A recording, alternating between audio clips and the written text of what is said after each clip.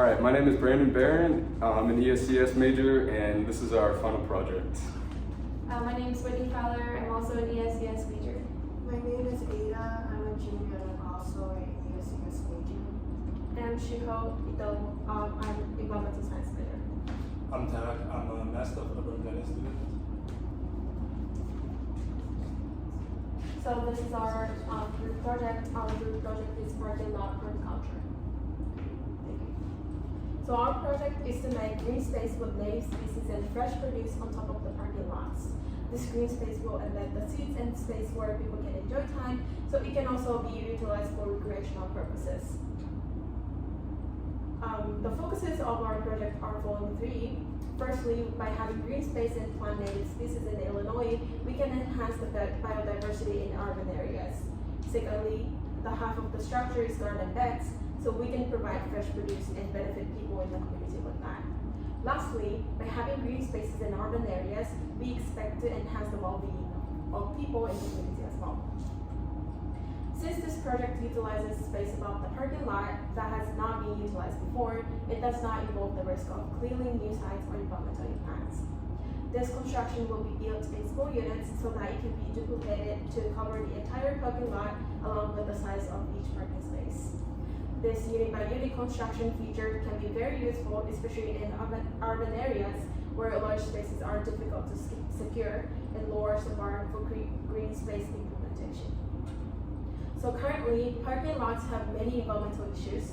The first one is materials. Useful parking lots have high environmental impacts. Asphalt and concrete are the two most common materials used in pavement for commercial parking lots. Not only they require tons of natural resources on the process of making those materials, fresh asphalt can be a significant source of air pollution. The study estimated the annual emissions from new pavement and roofing in parts of Southern California. It has shown that 1,000 and 2,500 tons of particulate air pollution were released from those. And we also have the problem of runoff. Parking lots are one of the commonly impervious surfaces of storm runoff, and it delivers pollutants such as sediments, pesticides, rare metals, oil, and grease from landscapes to streams, rivers, and lakes, which disturbs the health and reproduction of aquatic life. These pollutants can harm fish and wildlife populations, kill native vegetation, full drinking water supplies, and make recreational areas unsafe and unpleasant. Also, those pollutants will be accumulated throughout the food web, so that would affect human health in the end. Lastly, we have urban heat island effect. This is an effect where cities accumulate more solar heat compared to the surrounding countryside. Pavement structures, including parking lots, soak up a great amount of solar heat every day and will produce temperatures that are up to 22 Fahrenheit degrees warmer in the city compared to the countryside. This effect requires more cooling facilities in cities, and increasing greenhouse gas emissions contribute to climate change. Common ways to reduce the heat island effect in cities are to increase green spaces like our project. Trees and vegetation will contribute to reducing air and surface temperatures by making shade and water loss. It has been found that the shaded areas can be as much as 20 to 45 degrees Fahrenheit cooler than the areas without shades. The targeted problems and its importance is biodiversity loss, which can be helped against that because green parking roofs help maintain the population of local species. Green roofs will also address food insecurity because people can use green parking roofs as a community garden to grow organic and local vegetables, fruits, and herbs. And extra food can be donated to be used in food banks or sold for profit. Our project also addresses the lack of green space for urban residents because it can help improve people's mental and physical health by offering a stress-free environment. It can also be a place for people to feel connected to other people and nature. The sustainable development goals our project will address is sustainable development 2, because it addresses zero hunger by green parking groups as a way to address were used as community gardens, which can help people acquire their own food. And food trucks can also be parked here to retrieve the food, and farmer markets may also be held nearby to this area. Sustainable Development Goal 9 is industry innovation infrastructure, and our project is innovative because it utilizes pre-existing infrastructure, which is the parking lots, by building on it, which helps increase energy and resource efficiency. And parking lots can also become a multi-purpose space, which opens up to new possibilities in different fields. For example, it can be used as a hub of transportation for the grown vegetable, fruits, and herbs.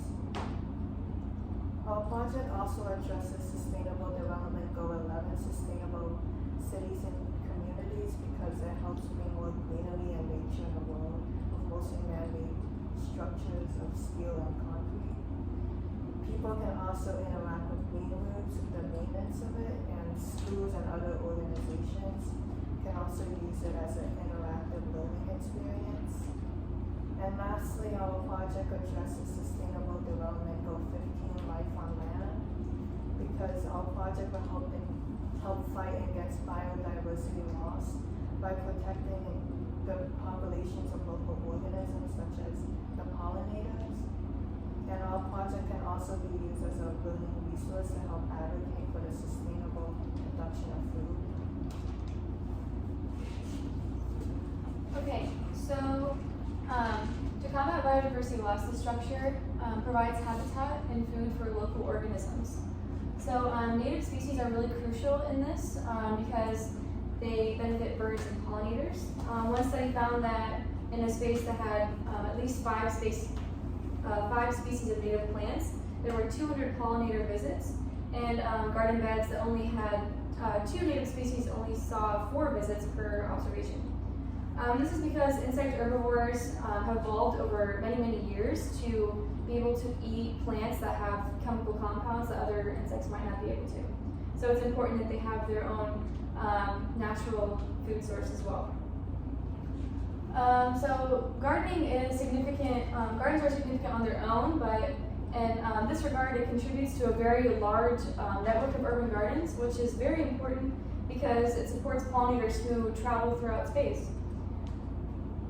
And then current urban settings are good habitat for pest insects, which is not what we want. So adding natural habitat can replace pests with beneficial insects. Next, please. Okay, so our garden and biodiversity landscape also addresses food insecurity.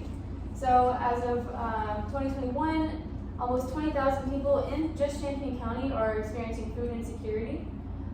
So gardens can lessen food insecurity, improve nutrition, and strengthen relationships in families and communities. So people can get a very large portion of their local produce from gardens, as the research indicates. And then vegetables also are known to have very high dietary rewards due to high nutrition content, which is important for food insecure communities. Another benefit is that families and community members can work together in the gardens. This can help them create these connections. Another statistic here is that 31% of respondents in a specific study were found to have food insecurity. Sorry, that's a typo on the slide. But after the gardening project, the number dropped to just 3% having food insecurity. So in order to kind of create this space and have it benefit the most people, it's good to put it in a central location to promote food security and also encourage community engagement. Okay, so the space also improves mental and physical health for community members.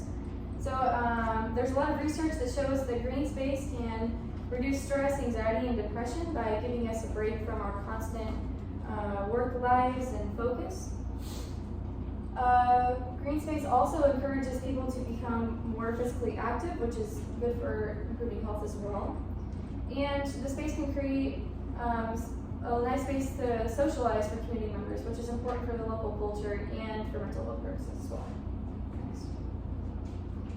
Okay, so there's some more benefits. These include being very aesthetically pleasing. The structure is and hopefully will be beautiful to look at and engage residents. And then plants also help clean up the local urban environment by reducing pollutants from the air and the water. And then vegetable gardens and natural habitat can help educate the public and even be used in school programs. All right, let's talk about how realistic is the implementation of the structure. We think it's very implementable with a rough cost of around $80,000. We think it's replicable and realistic to put this in work. We came to this number by finding prices of recycled steel, flour, soil, and other technology that's going to be in the structure, like potential car chargers, phone chargers, and an internet connection. The structure could bring life anywhere where biodiversity and green space is lacking. In terms of funding and realistic funding, there are many organizations and groups on campus who might fund us, or they could at least find someone who will. ICAP, IC, both have the money and resources to do research and help us out with this. We think this idea can be changed, replicated. It's very flexible and can bring many benefits to a community. Okay, for the future applications, the first one is our project is has high replicability for widespread. This innovative approach of integrating green space into parking lots to enhance diversity and promote urban gardening has broader applications. And secondly, the urban redevelopment, just as the process of the urbanization, there's less green space in our cities. This project can create more green space for the urban citizens. And the third is the ecological restoration. As just mentioned, the city, the building itself has a huge impact on the species. However, as the construction of our project, we can build the connection to different species and also the plants, insects, and also other animals. And the last but not least, it can solve some problems just mentioned, like runoff, air pollution from fresh asphalt, and the urban heat island, in fact. Also, we are facing some challenges. The first of all is we have to put efforts to maintain our green roof parking lot. It needs different experts some biodiversity experts, some the civil engineering experts, and we also have to make some schedules for every 3 or 4 months to extend the roof to make it function well. And also, as the project goes, we have to face the green gentrification problem. Just it will change the structure of the local community. It may cause some affordable housing problems. And the last is we have to make sure our project has sustainable practice. We have to make sure it can be run by itself for long term. And also we have how to deal with the rainwater and to make sure we have the supply for all the plants, and that is challenging. And that is our project. Thank you.